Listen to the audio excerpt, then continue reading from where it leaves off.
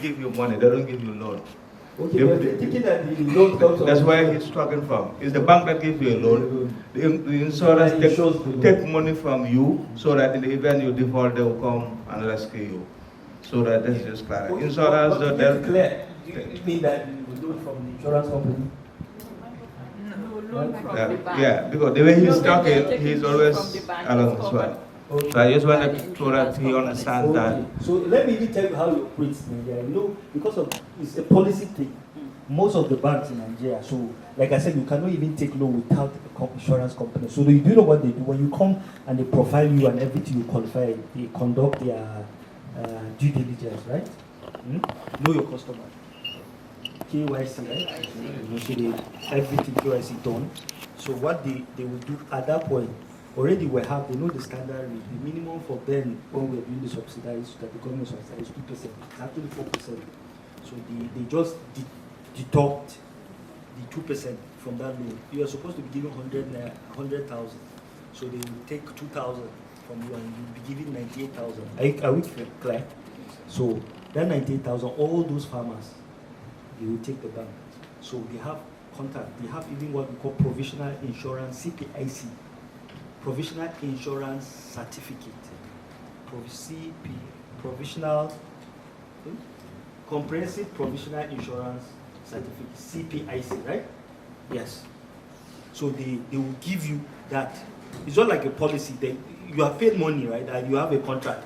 So they will now remit immediately the money, and then the insurance company will now visit and conduct inspection and then give you a policy contract. Are you getting it? Yes. So it's seamless. So they deduct at source, and at the back end, they have their own bank, the commission now. They take their commission, maybe another 10% from that, and they remit to the insurance company with your details, address, and everything. Remember, they have done their KYC. The insurance company will not take it from there and visit you. That's when they will not establish where the location of the farm have you planted. And most times, if you check how we do, when you are going, you must go with the bank will have their representative. It's a team. I will show you now. You see how I will show. I have a training the session for fill on the writing. You see. So once you get there, they will do all the necessary inspection. And like I said, the second cap of the extension, they will give you all the necessary advice, and they will be doing monitoring till harvest. Are you getting it? If there's a loss, they will tell you when to report, and then what will happen afterward. Is it clear? So that's how it's conducted. So it's very seamless. It's just you are starting, so you are seeing like it's looking not clear. But by the time you have this, I thank God that the regulators are here. And people, if they like that particular model, we can give you. It's seamless. The banks will be there. The brokers, you see in the training, the broking business, how the broker fits in and everything. We even like the ones that we have broker because we train brokers too. They do the major checks for us. There are some risks that even what the broker will submit to you, you don't need even to visit. In Nigeria, we have done even session with the broker. So there are some, like if you look at the cost, the broker first contacts, they carry out the first fill on the writing. There's no need. You look at now, how much is the premium, they start moving. So you just take it off. You trust the brokers, they're just like you, and then you move on from that. So avoid ground contact or produce. We said use clean tools and containers, proper storage, condition, temperature, humidity, very, very critical. Okay, worker health. We mentioned, right? So it's very important. So we have accident, what will happen to the worker, exposure to chemicals, and poor hygiene. All these things have been addressed. And then the gap for that, we have training workers on safety, very important. Farmer, right? She mentioned, you see, my farmer, the person that asks, you see now, lady, see the gap for the farmer against all these risks. See, training worker, that's farmer, on what? Safety. Hand washing and hygiene facilities, protective gear, and all these medical checkups, all these things it's part of gap. This one is a training, so I'll just give you, like, each of these items, if you start, anyone you can expound it and give you what is required for training the worker on safety. Are you getting it?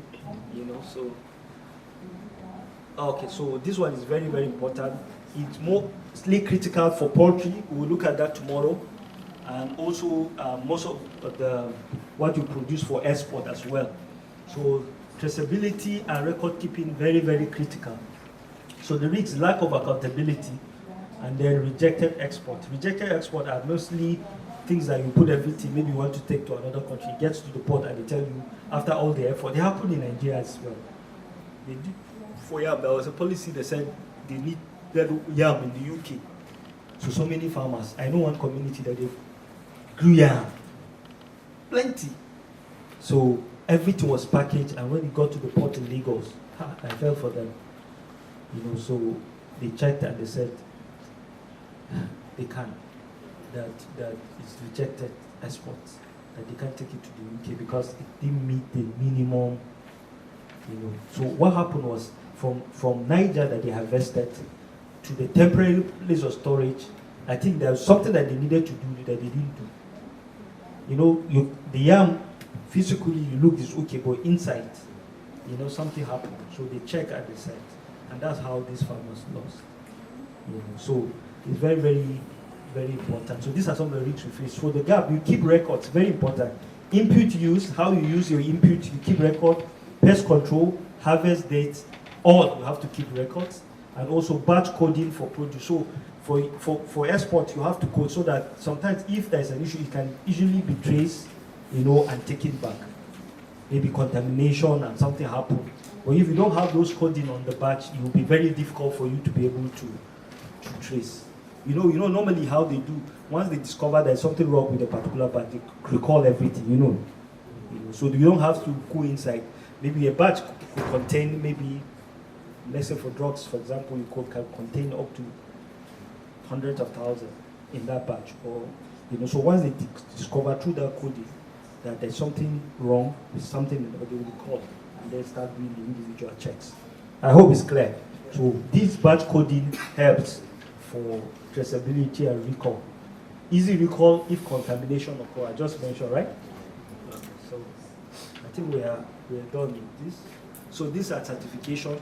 These are for the global, but it's not common. You are just starting, so we will not force it for you to get all this certification. But in Nigeria, there are some that we have. We're talking about ESG, right? So in Nigeria, NAFDAC give that. Mr. Fabian, in Nigeria we have a body, right? NAFDAC. So they give the food safety and traceability certification, particularly if you're going to export. So we have the environment. You can obtain that from the Ministry of Environment. I don't know. In Gambia, we're starting with time. We put all these things. And then also we have worker health, and animal welfare. That one you have to obtain from the Ministry of Livestock. Anything that has to do with animals, so certification, and then quality management as well. So benefits for having this: market access and consumer trust. So if you have, there are some products that once you see those certifications, it gives you that semblance of comfort to want to really understand. It has gone, like in Nigeria, that's what we call NAFDAC seal. So once you buy something, you see that NAFDAC, and then you say, this one is good for you. So it gives you that consumer trust and also market access. So standard. Yes. So better prices for compliant farmers. So if you have all these certificates, you have, for example, you grow something that requires this certification, like the yam, and they give you the certification. It's easier for that farmer for him to sell than the one that doesn't have. So it's very, very important. So I think we're done. So conclusion, in summary, let me give the mic someone to help me. I think they've been following. So you just run through the conclusion for us. Listen to her. It's most of the things we have said it. So GAP reduces crops risks, ensures safety, and increases profitability. Sustainable farming equals long-term productivity. Every farmer can apply simple GAP steps. Save good, health, environment, and sustainable future. Okay, so thank you. So that's just in conclusion. So if you put everything, you are sure of what you take. You have safe food, you have healthy environment, and you have what? A sustainable future. Thank you very much.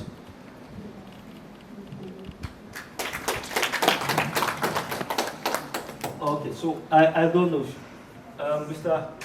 Chairman, so we're going for lunch and then, or we can see the good practices and how best one can mitigate some of the risk involved, because it's considered as a high-risk sector, very high-risk sector, but where there is high risk, there's also high returns as well. Yes. It's just mitigating the risk as much as possible.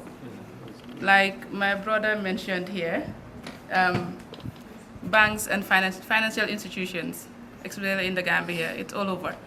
We run away from agriculture, but there are opportunities, and it has been highlighted here. You need to be part of the whole value chain, not just to stand alone. Yes, if you're working with the farmers, try to see how best you can connect them with the people operating on the storage, and also help them to financially, educate them financially. If you do that, you can actually promote agriculture, and there will be sustainability at some point. Yeah, we just need to follow the whole value chain, and it is profitable.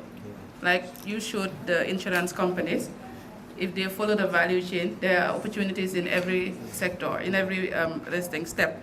So as banks as well, if we also follow, because there are opportunities from the farmer to the milling, like he said, even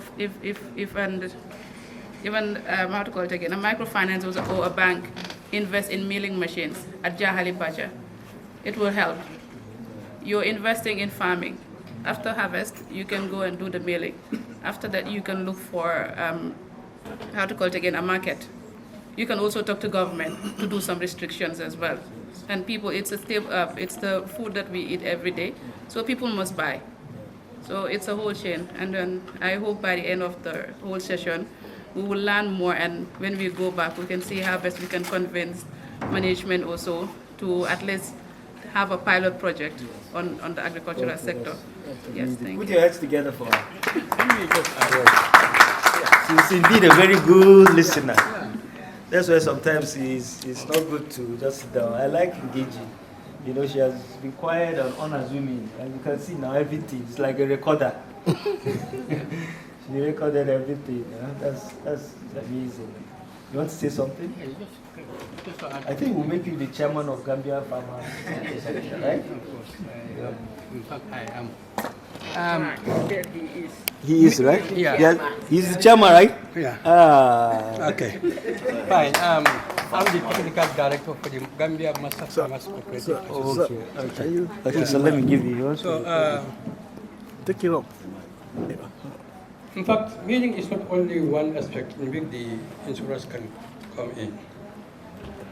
In the Gambia here, almost for every crop there is a time of the year in which there is an overproduce. In this overproduce, where does it end? The Senegalese will smartly come and take all, go and store it. They don't even process it. They will store it in Senegal. When there is a lean period here, they supply our markets. This is how they control our markets. Suppose insurers are able to put in place a mechanism where when there is glut, they just consume it and store it. And they can release it with a very good profit to the market. Unless, we work together as a team, there will not be a way out for anyone. Our farmers are discouraged, not that they don't have the capacity. They can produce beyond their consumption. But who is there to help them? Nobody. Even our hay, groundnut hay, the Senegalese, even the maize stock, Senegalese will come in, buy everything, heap it in the Gambia here. When there is, around April, May, when there is little stock for the animals, they just bring it back. So there are opportunities. We can count. At the moment where I stand now, master farmers, they are highly in need of boreholes. Because they have a slogan called 3 months cannot feed 12 months. Our production cycle is very short. 3 months, full of drought and other things. For us to have food sufficient, we must be able to produce beyond 3 months. Now what that means is, they must have boreholes. water systems, to use our underground water. But who is there to help them? I told you in the beginning, when these master farmers came in, they wanted to go in full force, but they realized that they cannot do it without equipment. What they did was, they again come around and establish what is called Engineers for Food Security Cooperative Association. These are local artisan mechanics that are naturally gifted, because they have the belief that when we have the backing of those local artisanals, we will have enough farm equipment to be able to produce what we want. You see that now? There are a lot of opportunities. Again, they have realized that we are producing. But where is the storage? So it's another opportunity for insurance. Where is the storage? They went up to, and they were able to have a land at the mid of the country, around Quinala. Their objective was to establish a national grain store. When they have the national grain store, anytime there is an overproduce, they just put it there and put it on the market. China is full self-sufficient because government is considering farmers. Insurance, subsidies, they are all available to farmers. Government will buy from farmers at a very good price and give it to the business people at a lower price so that they can release it to the market at a reasonable price. Once those mechanisms are not in place here, I'm sorry, we cannot be food self-sufficient. And this food security that you are talking of, access, sometimes it's very dangerous for our economies. Very, very dangerous. One, go everywhere in the greater Bangalore area here. All the markets have been stocked with chemical products. And if you don't have them, you, the money people, the bankers, the insurance, if you don't have them, you end up consuming those ones. They are less hygiene and they are detrimental to our listing. Therefore, it's high time. Master farmers are calling even the insurers, even the bankers to go into the farming. Wherever there is higher risk, there is a higher return. Thank you. Debate. But one thing I want to clear here is, you see, insurance and banking, we operate in a regulated environment. There are some businesses we cannot venture into. The CBG, they're here. As an insurer, we are here to mitigate your risk. We are not here to compete with you in your area of business. You are the expert in your business. We can only come in, yes, having done your best, something happened. That's what we're looking at. Then how do we make sure you go back to business? The banks are there to, of course, provide financing for you, to you. As long as you can assure them you're going to repay. They are not for that Christmas. They are trading with other people's money. Depositors' money. It's not their money. So they want to ensure that your business is sustainable. That when they loan you this money, just like he was saying, the question of you are coming to borrow every year in and out. No.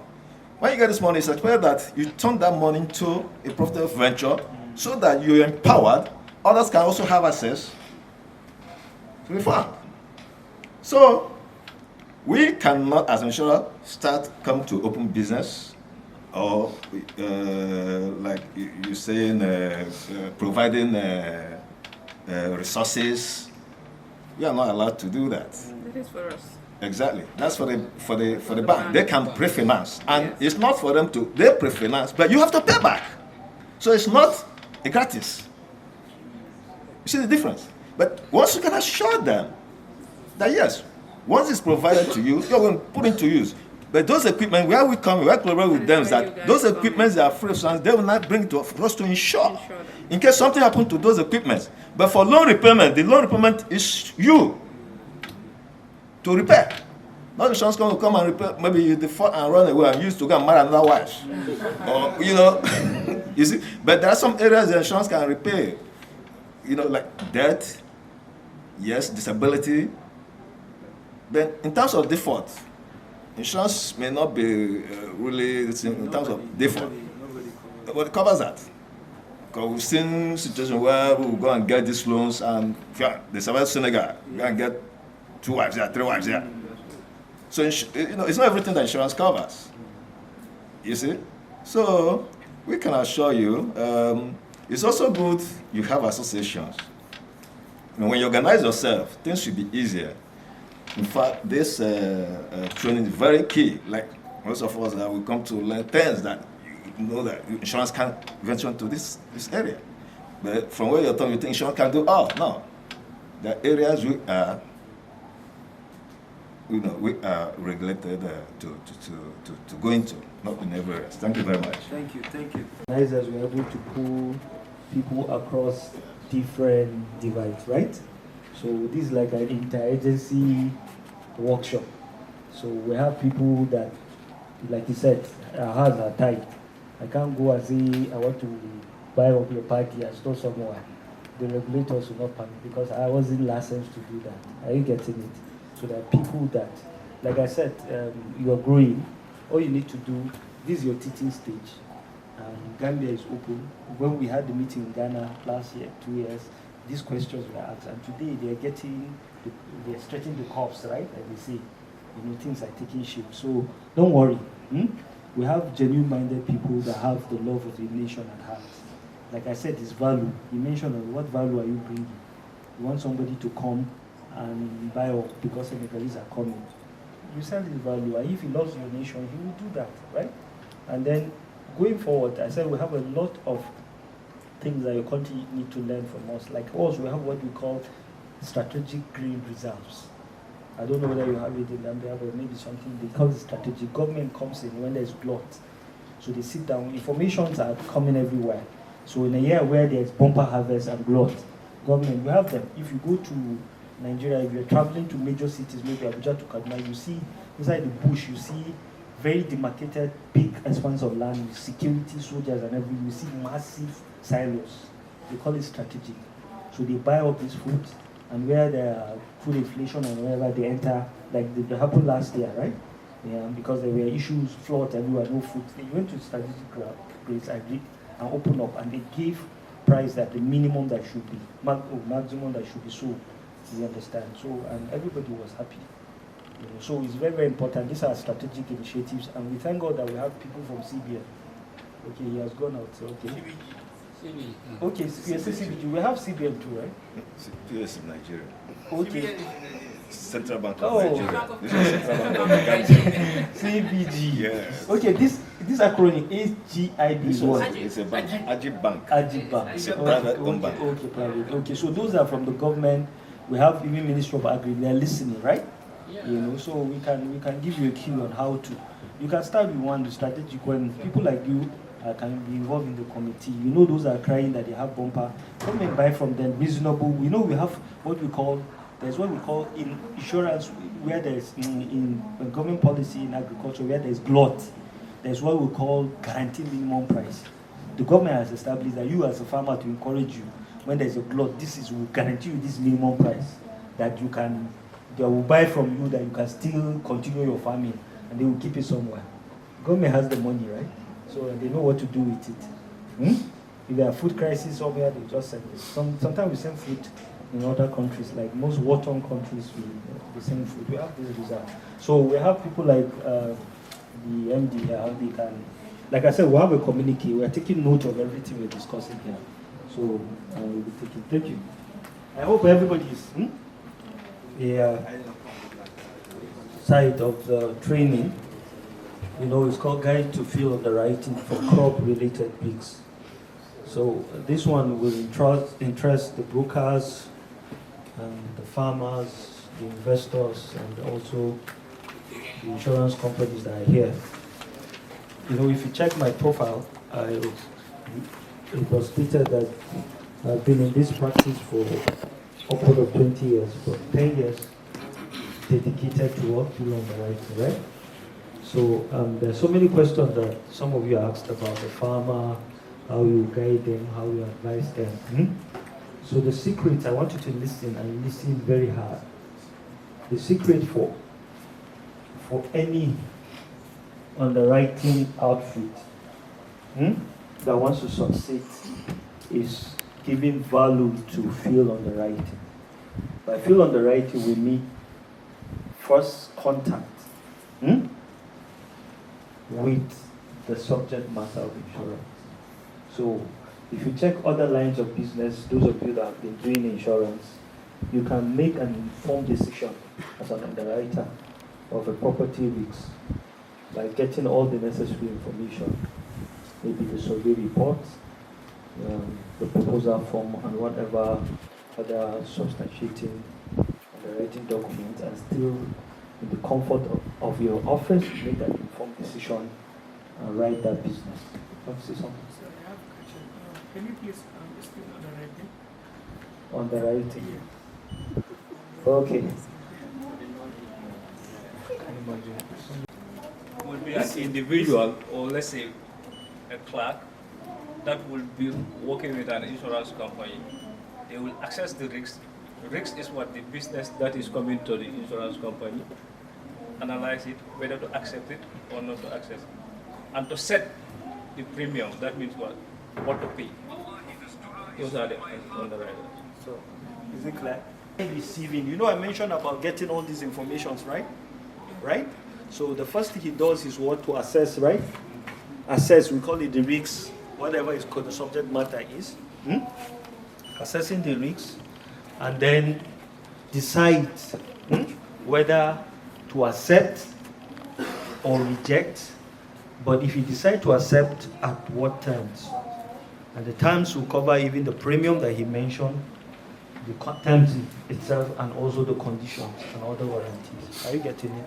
So that's the role of an underwriter. So all the assessment, you know, and decision whether to accept or to reject, and if to accept on what terms, is what is called underwriting. Are you getting it? Okay. So, and we mentioned prudent underwriter is the, you know insurance, what you call all the premium that you receive as premium, it comes into a pool, right? They call it an equitable pool, right? So the underwriter is the one that decides the premium to receive. The premium must be just, fair, and equitable to everybody contributing to that pool. So, you know, if we have the, because like I said, these are the basics. So, but we have, like now we have the motor premium pool, agri premium pool. You have all the pool, right? They pull all the premiums, the ones from Nigeria, Gambia, and everywhere. You know, so, but you know, people that contribute into that pool manage their risks differently. So it's the role of the underwriter, the one that is, it's possible to have an underwriter that is contributing, and insured that is contributing to the pool over 10 years without a claim. Are you getting it? And then you have one reckless, somebody that is contributing there every year, he files a claim. So the premium that you charge as an underwriter must be just, equitable, and fair to the person that is not bringing back, you understand, risks into it, and also the one bringing back, you know how to charge. So these are just, I'm just trying to be very granular in my explanation. So all this culminate into underwriting. And what makes you prudent is to be able to manage that pool.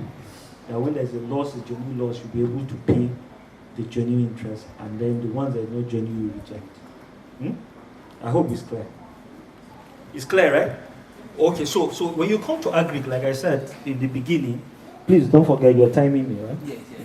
So I said they feel under the secret for a successful agri underwriting company is field underwriting, and it simply means, so that I will be moving fast, first-hand contact with the subject matter. So you can't sit in the comfort of your office like the way you do marine property.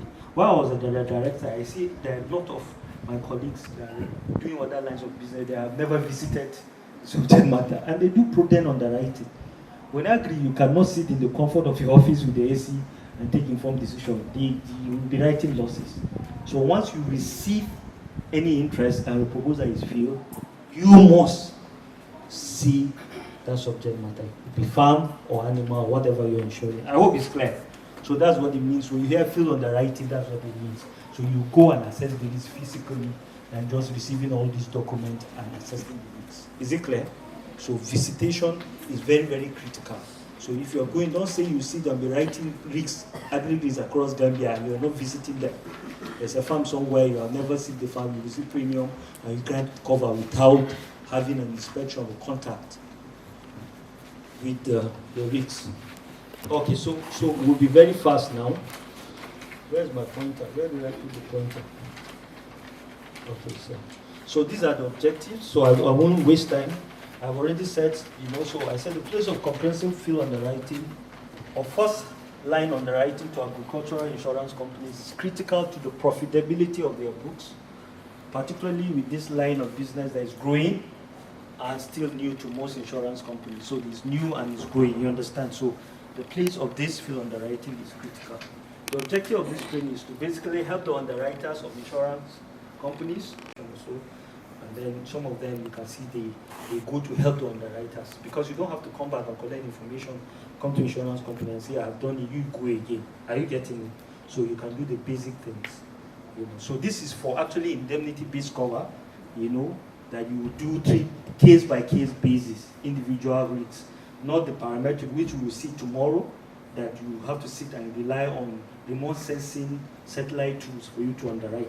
Like those of you that are African Risk Capacity provided for the World Food Program in the Gambia, they sit in South Africa. That weather index I use, these are emerging risks. We're going to look at them tomorrow. Is it clear? So you don't have to have a one-on-one, but these are you are talking about your farmers that you see every day. You can't, it's not every of the business you use satellite. What about the individual opportunities that you are seeing? What about the cooperative in your village that you are gathering? So how do you survey them? How do you visit them? So this, I said I'll be very fast. Yeah. So this is it. So this forms the background. So the first thing for an underwriter, either when you're putting your report, you have to have at the back of your mind this information that forms your introduction. Are we together? So you now visit the farm. You remember that you see the farm, then you have to come back and put the report that any other person, sometimes your ND would like to see, sometimes the people that take decision would like to see. So these are basically for a simple field underwriting that will form your introduction, right? Because when you are writing a report, there must be an introduction, right? Will you just start a report and be saying, this is what I've seen without a background? So at the background, these are what it contains. The background of the agricultural project, farm, the proposer in short is requesting cover for, which covers this. So your introduction, your background, when you go, most of this information you can elicit it from the profile. There are some farms that will give you their profile. So you can pull the information, but some you have to engage them in conversation, right? So for example, now you can say your introduction, your brief history of the project. So you can start without giving, so that anybody that picks will know the history. This farm, is it 10 years, started 10 years? If it started 10 or 20 years, gives whoever is reading the idea that this farmer has been seasoned, has been around. For example, established farm, you can quote, the farm was officially registered in 2020 with the RC number, this. Just, this one I don't have to teach you. We have done narrative essay and descriptive, right? So you know what to put based on your interface with the farm. So you have the background, then the date or year the project farm was established or registered or incorporated. So it will form your background. Are you getting it? So, and then is the project farm owned by an individual, group, cooperative, or etc. in your introduction? This farm is owned by, what's the name? Rabia to Habib Kamara. It's not a registered, you are dealing with farmers from different levels, right? Or at different levels. There are some that are registered, there are some they don't even have any.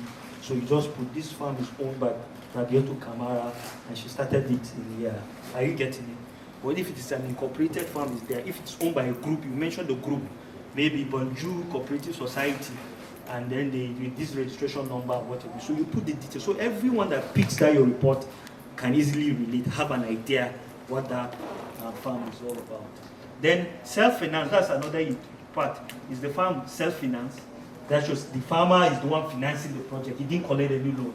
And this is very, very important. Okay, is it a loan or grant or support? That some you receive grant, FAO grant, World Bank grants, the source of financing the farm. If it's from his pocket or you collected a loan from this bank and give bank. So I said this thing, even the bank, everybody, the inspection, everybody can do it, So you have to put it there. Then international development agency, all those major. Then objective of the survey. At this point, your introduction, so you can do it based on paragraph in your introduction. You have to state the objective of the survey. You are going to determine or ascertain the insurability or otherwise of the project. Are you getting it? So the objective will be stated under the introduction. I hope, is it clear? So I just put this so to just give you a summary for field underwriting. It's very, very critical. You went for the visit, you don't come back and sit in the comfort of your office without any report. So when you are reading the report, what forms your report? So this is what forms your report. I hope it's clear. So now we'll go to the next one. So the next, if you go, it's very important to put the name and address.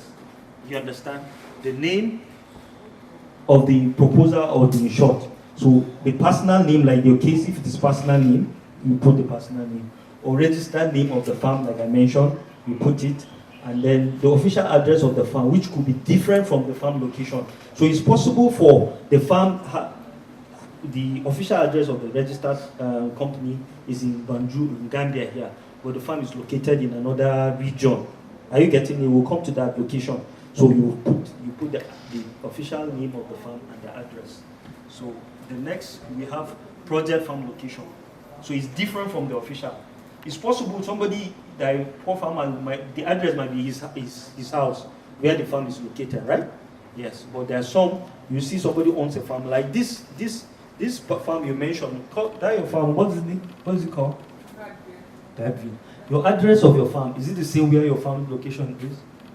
Yeah, the main address of yes, the farm official. is Kota, but then there are sub All farms, yes. you have different locations. Yes, But you have your registered office address? yeah, that one is still happening. Yeah, so you see, so you have address and you have your farm's locations, right? So you see now, so now the project of farm location here, the actual site where the farm or project itself is situated with proper description as to distance in meters or kilometer to the nearest community or landmark. So it's very, very important.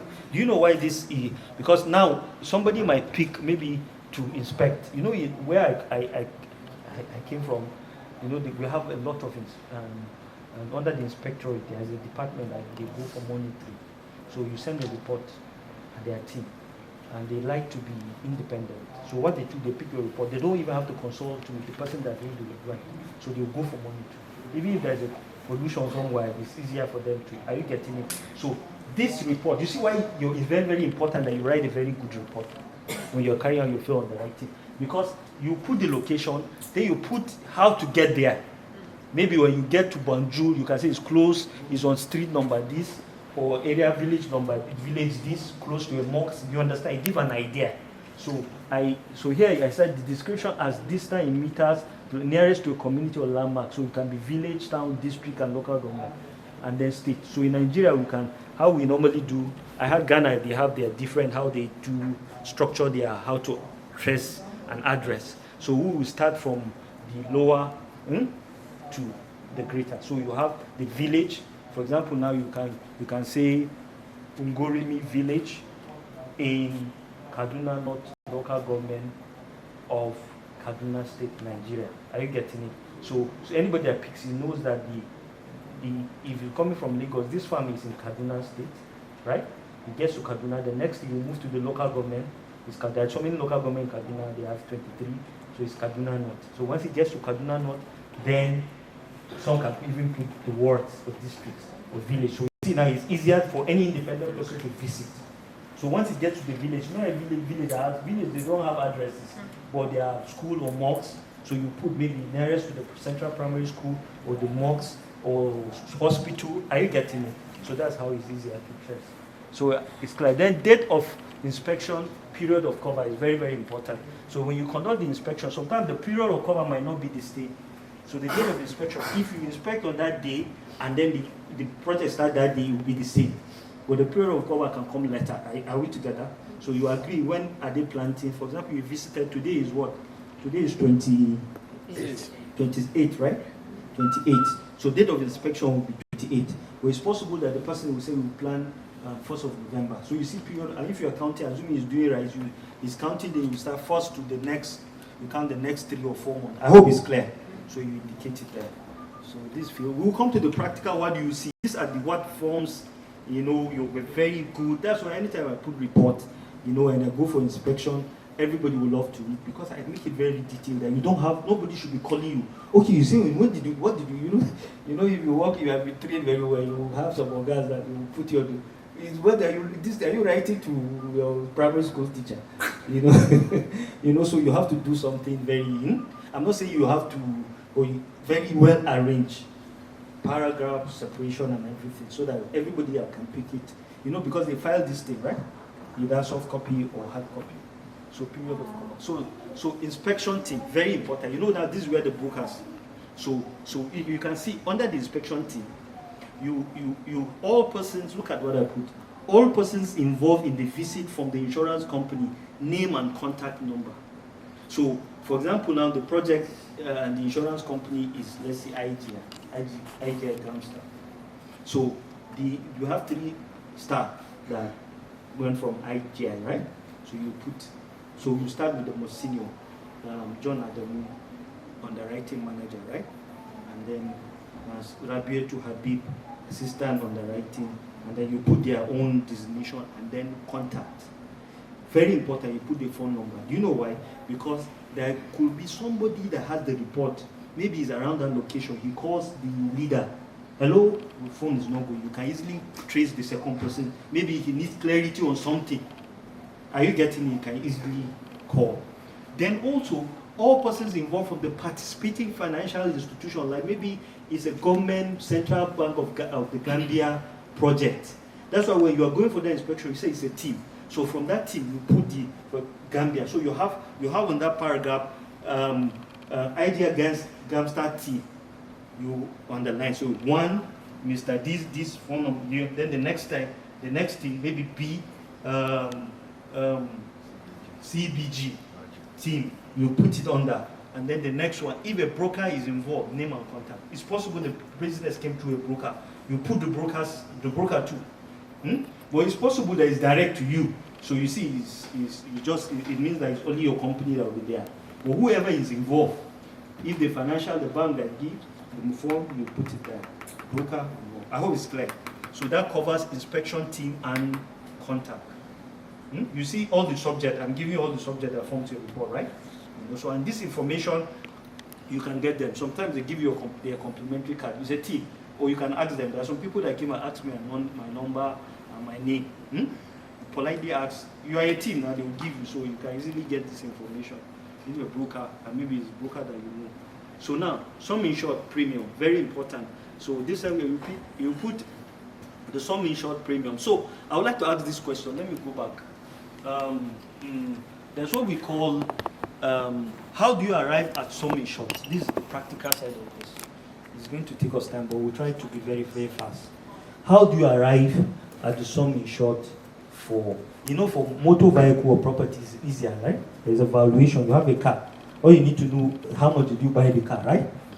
You bought the car, how many, maybe $1 million. That's your sum insured for that subject matter. So, but your farm, how do you determine the sum insured of a rice farm that have different cycle and different stages? How? Can somebody crack his brain? We'll do for livestock tomorrow, but somebody wants to try? How do you arrive at the sum insured? Yeah. Like the cost of the land is one. Facilities they are in. The cost for each of the facilities they are in. Can you hear him at the back? You make it very silent, very important. There's a mic, I think. It's just like, this is my farm. What is the cost of the land area, what is the cost?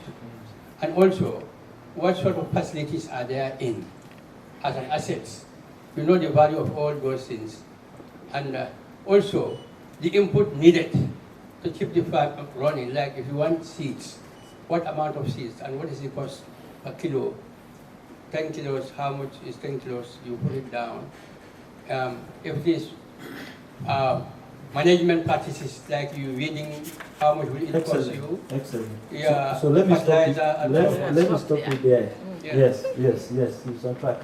You want to, but because you want to say something different from this because of time. I think I have a different view. Because I put something here that will even guide you. So Yes. So please just do it in less than 30 seconds. Okay. There's somebody that is tracking me there. I think every good farmer's guide is record keeping. So there are stages in farming. The best way you can know that sum incurred from day one to the day of harvest is through the records that you keep. So anytime these people come, you will be able to take them back through those records to tell them that this is the exact thing that happened. Okay, so they are all correct. Let me just give you, so there are two words that are used in agricultural insurance. You know, you are used to some insured, another, but and we call it estimated. You can see there are two ways. You can call it estimated cost of production or economics of production. So it can either, you hear them say ECP or EOP. It means the same, estimated cost of production or economics of production. Like she mentioned, that you as a seasoned farmer, you have been in this business, right? Though we know there are price fluctuation, change over time. So let me just give you a simple, there are three major components to the activity on the farm. That's what we call the input. Please write, those of you that are insurer, you want it, because you don't hear this every day. So there's what we call the three components. We have the input component, write it. Then we have the labor component to economies of production or some insured, and then we have what we call the mechanization component. So labor and mechanization is one or the other, depending on the size of your farm and your capability.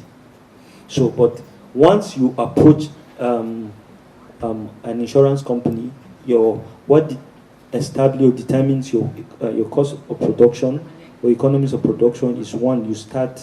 You mentioned land, so you have to get this. No insurance company covers, we don't cover the cost of land.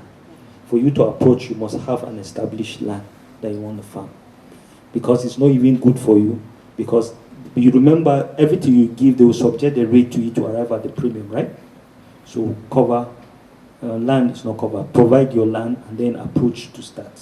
So what is covered under the inputs are things that you use for each cycle, that you know that you will go into that farm per cycle. Input deploy, or labor exacted, or mechanization use anyone. For example, once you have the farm, your farm is ready. First, you need the chemicals, like I said, the herbicide or whatever to clear the grass. You need it for that cycle, right? The cost. And you know, for herbicide, because of time, I don't have to. We want to count the pre-emergence and the post-emergence, right? So whatever the pre-emergence, you know, you have them, those chemicals, they have a cost. Maybe it's $2 for pre-emergence. Pre-emergence means the ones that you put and clear the grass before you start harrowing, plowing, whatever you're doing on the field. Is it clear? The post-emergence, they're actually systemic. They're selective in nature. You can plant the rice, and in the course of the germinated, and then wheat are contending. So you just spray, right? So it's selective. It doesn't affect the rice, but you go directly and kill the wheat. So it's post. You get it. So you have already the amount for the pre and the post you apply. This is gap now, not the traditional. Are you getting it? Standard to have that result. You see everything. So let's say this one is $2. You put it, right? So you have the pre-emergence and the post-emergence chemical, right? $3. And then what again do you need? You need the seed, right? Let's say the seed for that very particular. Usually in Nigeria for dry season we use 25 kg for 1 hectare, but for wet season we use 50 kg. So you know the price. Let's say you are using wet season, 50 kg. What's the price of 50 kg? Maybe $5. You put it. That's making $8, right? What again do you need? You need your fertilizer. You remember I told you that you use 4 bags of NPK, either 15-15 or 20-20. So that 4 bags maybe is another $10. You put it. Then you have another input. What is it called? The urea. Maybe 2 bags, another $10. You put it. Are you getting? You see how you are costing it for that cycle. So you are done with the input. Any other input that you know again that you need the knapsack sprayer. But most times, if farmers have, we don't. But for project that is starting at the beginning, we say you provide for them that they have to apply the herbicide gap. So they need that thing to put at the back and apply the chemical, and so you put it. The cost maybe it's another $2. Are you getting it? Because you want a farmer to have everything. You don't want the farmer to come and say, I failed because I didn't have this thing and time was against me. So you see the input, you are putting everything together. So now the next thing is your labor. And I mentioned that labor and mechanization is one of the two. Because if you're using direct labor, you don't need to use mechanization. Mechanization, mostly if you have a large 1,000 hectare that you have to meet up. It's time bound. Agri is time bound, right?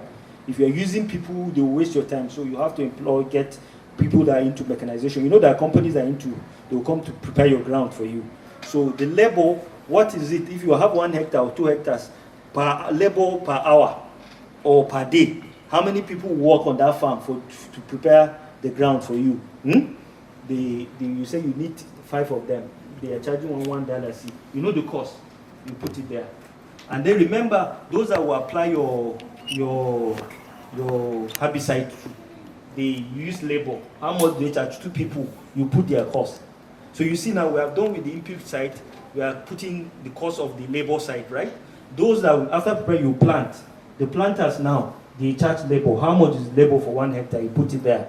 Fertilizer application, the 2 cycle, you put it there, just like the way you do the herbicide. Herbicide, there are 2 cycle too, the pre and post. So you put all the costs. Like she said, those that are used to it, they already know how much they normally pay for that over time, right? So you put everything. Remember, there's a proposal form that the company will give you for you to populate, right? For the labor, you see all these items that I mentioned, they're there, and the amount they will ask you. But do you know there are insurance company will have a guide that if you allow farmer is smart. You understand? He will try to, and maybe because he's thinking that he doesn't want to pay much premium, what the going maybe is $10, he can say $2 and pay less. That's my amount on the insurance. When there's a loss that he will not come to you and say, pay him are you getting it? So you will guide the farmer. When they go overboard or below, you can tell them this is the standard. We have a guide. For gap, this is them. That's why the extension offices, Ministry of Agri, they're there to help. In all these locations, they know the quantity of whatever they need for them to grow that crop that they need to grow. So once you cover everything about the labor component, but if you're using mechanization, maybe you have this 100 hectares, so the land preparation machine will do it. There's some that they have planters, the machine will do it. So you see now you are not using labor, you are using mechanization. These companies that you're engaging, they will give you their cost. Are you getting it? So that will form part of your labor, your mechanization company. So if you finish everything, you get to harvesting. The harvesting, the labor involved in harvesting, if you're using harvester mechanization, if you're using direct labor, people will do what will it cost for them to harvest. So that cost, you put everything together. So once you add everything, and then you now put the rate. Are we together? Like I tell you, in Nigeria, 2% for crop minimum, and then for livestock 2.5. So when you arrive at that total EOP, economics of production, you now apply that rate 2%. Assuming now you arrive at maybe 100 Gambian dollars for that hectare, you put the 2%, it will be 2 Gambian dollars. That's the premium that will be remitted to the insurance company for cover.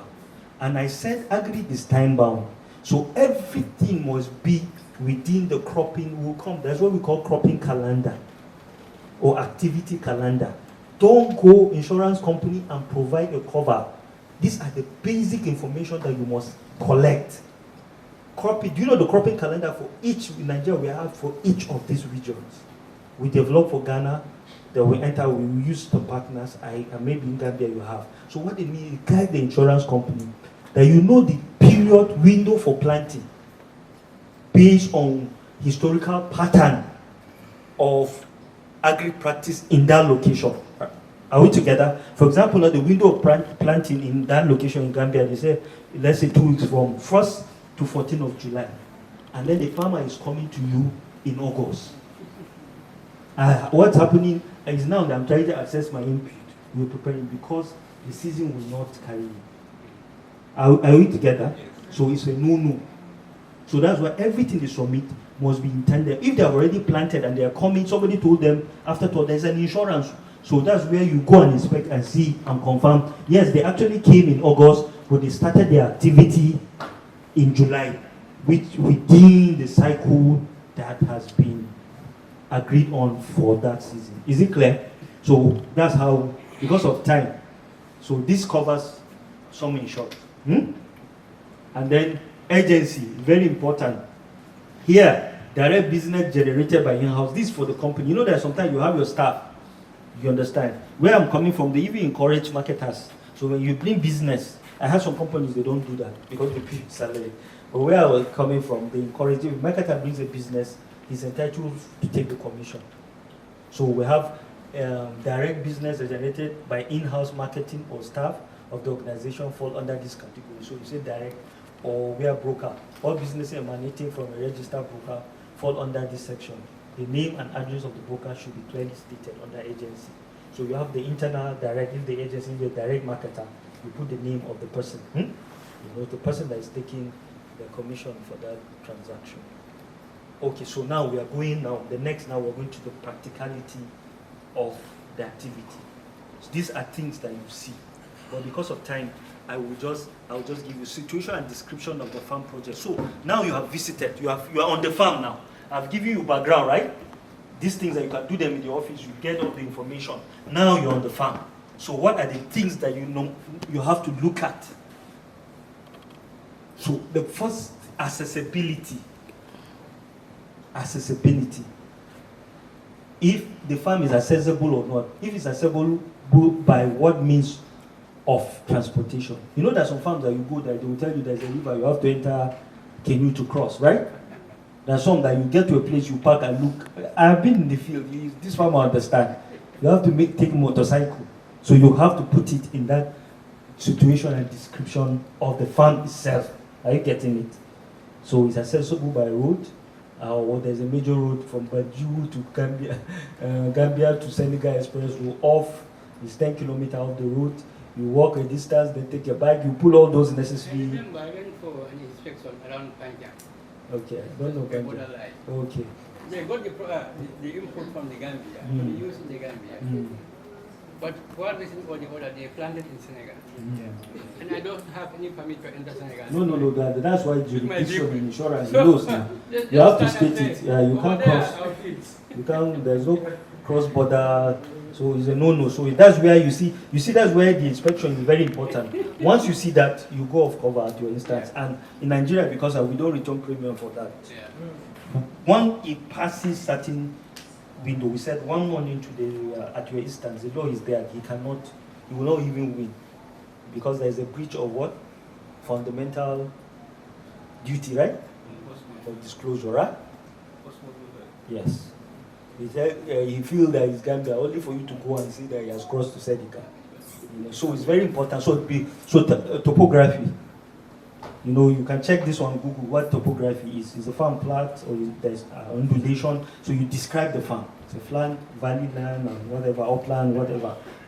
So you can. That's how I was able to develop. It's not everything I will tell you. I've already given you and a major points where you can develop. So you have the accessibility, you have topography. So also we have boundaries. So the farm that has boundary to river or road or whatever, you put it there. Then also we have soil weather conditions. So the soil type you put in your description as you're writing, and then also weather condition. How is the weather? What's the temperature of that location? What's the millimeter of rainfall of that location? So you put it there. Then farming practice, is it traditional method or they're using modern gap? So you indicate in your report. Is it clear? You're smiling, you want to say something? You? No. Oh, okay. So, so this is another very important part of your report. So we have already explained, so I won't waste time. You know I explained what hectare is, right? Yeah, so this is the total area of farm, GPS coordinate where available. I just put this so that you understand. Some companies, if you start, you get bigger, you give this to your underwriter, so you go to the field, it's easier for them to measure.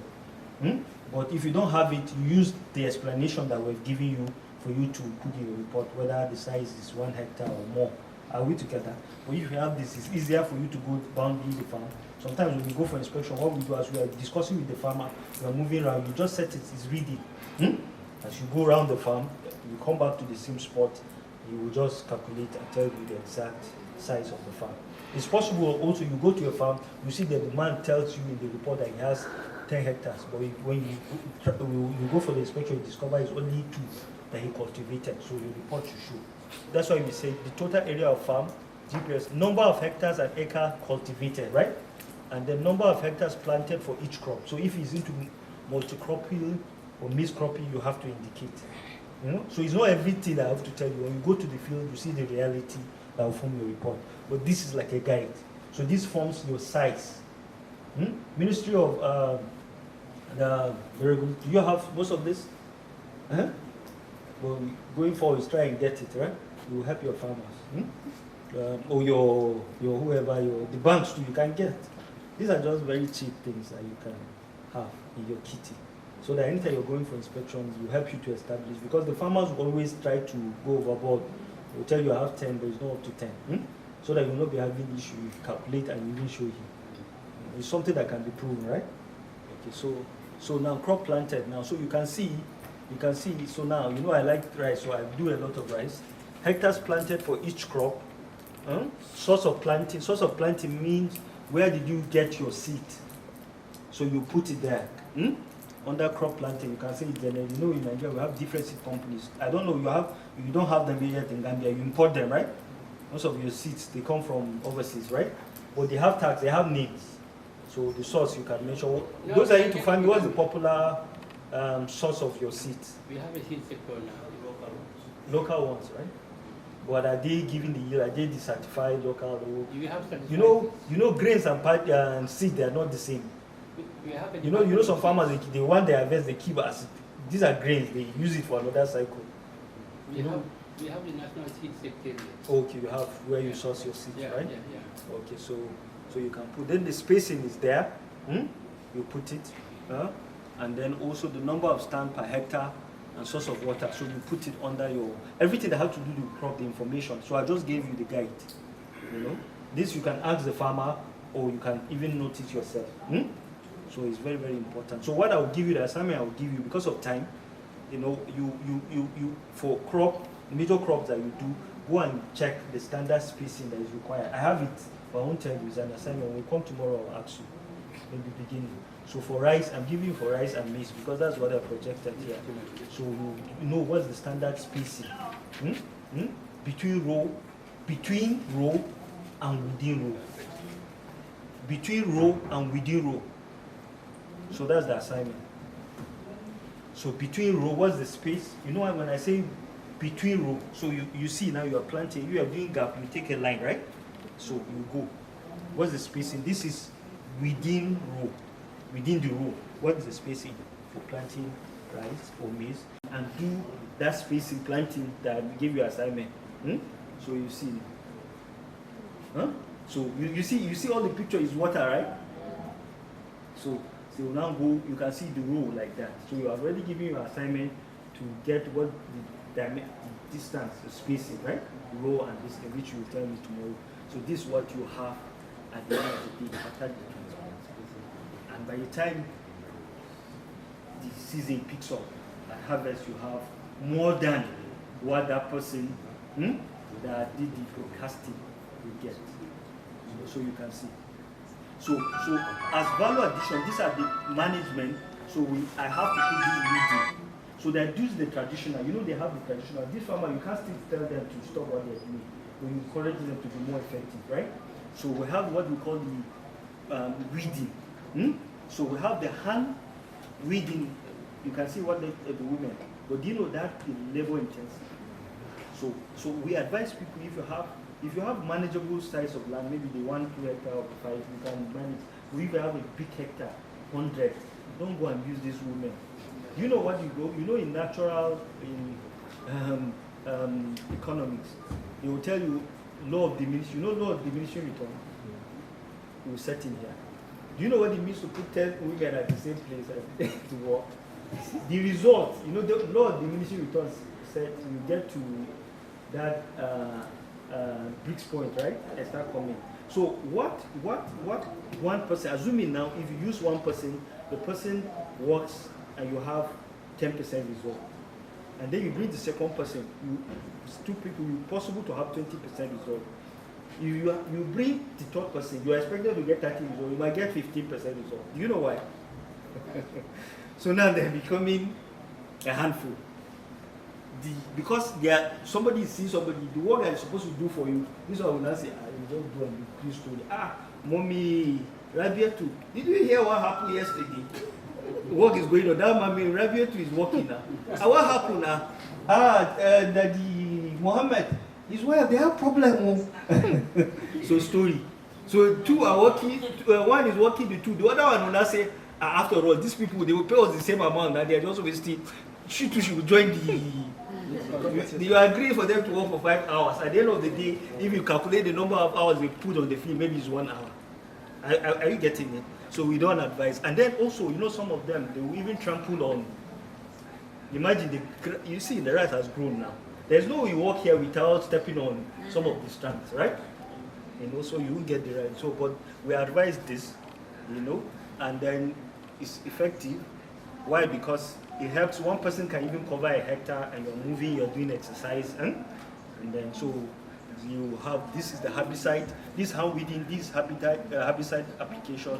But the most important thing that we want to see under the weeding, either you're using herbicide or you're using manual hand weeding, is how effective, right? Based on your inspection, right? Remember, you go for monitoring. We advise that if you have this big project, make sure you do like 3 cycles at pre, then you make sure you do one monitoring minimum, then before harvest you go again, so that you will not be surprised. So because that's how you will be able to detect whether they are managing the farm well or not. So now this is personal staffing I mentioned. So the farm manager, agronomics, support staff, security must all be found on, right? The farm, the standard. So you put their name and then what they do. So you get to a farm and they said that the farm manager is Mr. This, they have a farm security, so you put the information and possibly their contact. So this is history of loss. So in your inspection, you ask this question, what's the loss history? And they will mention to you that, so how has it been in the last 3 years? Did you experience any in the last 4 years? They will mention that, yes, every year it has been happening. So it's a signal for you to know whether you go on the rigs or not. It's possible that they have loss. How is the loss? How is the magnitude of the loss? The nature of the loss, it can be flood. You can see here, down is what? Flooding, right? And then up, what are you seeing? Drought, right? Okay, so who knows the difference between moisture stress and drought? Who can help us? We don't cover moisture stress, but we cover drought. So your moisture, on the physical, on the surface, you might see that it's getting dry, but there are residual water on the net. That the rice or whatever the plant can still, from the weed, can survive. So once it gets to there, your cessation. Because normally we say if there's a cessation within 14 to 21, upward of 21 days, then we can say within the heat of the season, not off season, head of the season, I expect. So once even rice and whatever, once it's between 14 and you don't expect to. And also for flood, for you to say there's a flood, it must cover the entire crop for rice. So there are some floods that the rain will come, but there's that tendency that it might recede within a day or two. So like I mentioned, rice like water, right? And then you receded, and you see the rest will just pick up. So it's not everything that they rush to you, come insurance, because you now go and say, okay, filing for insurance. You went home, and the guy continued with his farm, and harvested, and still is waiting for your compensation. So it's very important for you to know. So these are the information. So now, preventive and improvement measures. So this one is you now. So after you have done the report, you are now getting to conclusion now. So this, I say preventive improvement measure and general observation. So what you have seen your visit, so that anybody that picks the report that's supposed to take decision from here, he will decide. Because this is your own opinion on what you have inspected. Is it clear? This is your opinion. So what have you seen? Is it flood-prone areas? Are they avoided? Or you observe now that, in Nigeria we said 1 kilometer radius around any water body in the raining or rain-fed season, don't plant there. And we went there and we just calculated 5 meters, look at the water there, and the farm is here. Because once there's excess rainfall, water rises, it floods the farm, right?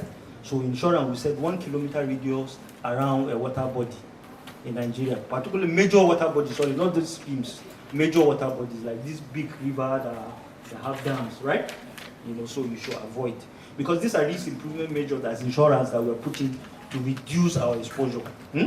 So flood prone. So you check that there's that condition and the farmer avoided. He has the land close to the river, but because he was smart, he didn't plant there, he moved further away. So you see now there's good risk improvement on the farm. Then the second one, adherence to GAP. I taught you to GAP, right? Good agronomic practice. All those measures that I put to improve the risk is there. You understand? GAP, tick. Then planting in line with the crop calendar for that ecological zone. I mentioned it. For that region, you observe that he followed the regiments. Planting must be done in 1st July, he has done it. Fertilizer application within this, he has done it. Are you getting it? So these are risk improvement measures found on the farm. And fire breaks for maybe these plantation crops. You have cocoa or you have oil palm, and the guy created each hectare there is a fire breaks. You understand? So you see, these are risks. There are so many. I just added this to serve as a guide when you're checking the risks. I hope it's clear. So these are things you found on the farm. So after you do, you can put this observation that you have seen. Okay, during the visit, in the course of the visit, these are the improvement, crop improvement, farm improvement measures that I found. You just list them. These. There are other things that you see that you're not here, right? So the farmer is hands-on.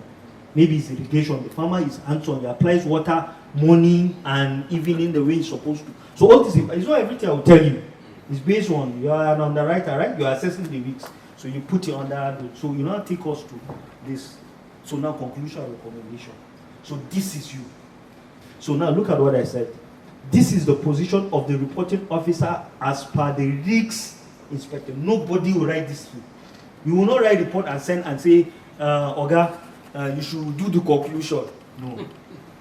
So this is your own position. You have seen this risk improvement, whether good or bad. Then, for example, now you went and you are mentioning that there are no fire breaks, the person is not following cropping calendar, and then your conclusion is, sir, I would advise that we should continue our cover. There's something. Are you getting it? And then you now give a very good, excellent risk improvement, and I say, sir, our advice is not go on the risks. It means there's something. You see your enemy. So it's very, very important. I hope it's clear. So now this is your position. This position should be based on the observation made while what? Surveying the risks. Opinion as to the insurability or otherwise of the risk. So you are the one. Should we go ahead or we should not go ahead? Thank you. So this is still on the writing. So like I said, I'll give you this slide. If you have this thing in your kitty, you are good. So you don't even have to wait. Anywhere you go, you see an opportunity for insurance, you enter. In Gambia, you don't have to be licensed, right? Every insurance company can, or you have to obtain license to agree. MD, in the Gambia, you have to obtain license to write agri. Any insurance. Any insurance company can write agri, please, right? Well, they have to do its class. Yes, you have to obtain that. That's what we do now. You have to go for approval for you to write. And then you have to see part of the requirement, you get comfort, right? From the. He was given homework, so we'll also give him homework to look at the topics that are remaining, so that he can really cover the most pertinent for us. At least he has already got a feel of some of your concerns or your interests, which will help tomorrow at least conclude the workshop. But thank you very much. We really appreciate your presence and also appreciate the contributions that have been made. We hope that this is the beginning of a long journey, and we've heard the central bank talking about projects geared towards agri-insurance, and we hope to be stakeholders in it and participants in that development. So tomorrow we start at 9. Unfortunately today we didn't start on time. Those who know me know that I don't have Gambian time. I have the real time. So unfortunately I have to accommodate our regulators and Ministry of agree. But tomorrow, please, let's start on time so that we can finish on time. Yeah? 9 o'clock sharp. Yes. Okay, those who are here through the Chamber of Commerce, you need to see her before you leave, please. Thank you very much. Have a good evening.